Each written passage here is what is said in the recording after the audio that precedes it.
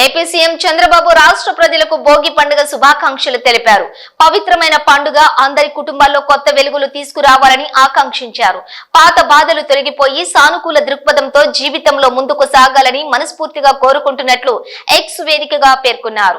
భోగి మంటలతో సమస్యలన్నీ తీరిపోయి అందరికీ భోగ భాగ్యాలు కలగాలని ఆకాంక్షిస్తున్నారని తెలిపారు.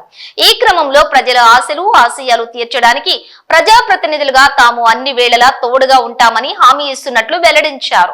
మరోవైపు సీఎం చంద్రబాబు స్వగ్రామం నారావారిపల్లెలో సంక్రాంతి సంబరాలు ఘనంగా నిర్వహించారు. ఇందులో భాగంగా వేడుకల్లో నారా మరియు నందమూరి కుటుంబ సభ్యులు పాల్గొన్నారు. ఈ క్రమంలోనే మహిళలకు ముగ్గుల పోటీలను నిర్వహించారు.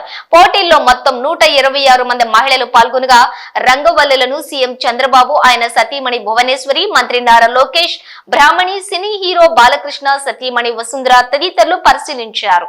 ఈ సందర్భంగా నారా భువనేశ్వరి మాట్లాడుతూ ప్రజలందరికీ భోగి సంక్రాంతి పండుగ శుభాకాంక్షలు తెలిపారు. ముగ్గుల పోటీల్లో పాల్గొన్న ప్రతి మహిళకు సంక్రాంతి కానుకగా 10,116 చొప్పున అందిస్తున్నట్లుగా చెప్పారు. అందరూ సుఖ సంతోషాలతో ఉండాలని ఆకాంక్షించారు. అనంతరం చిన్నారులకు నిర్వహించిన వివిధ రకాల పోటీలను సీఎం చంద్రబాబు తిలకించారు.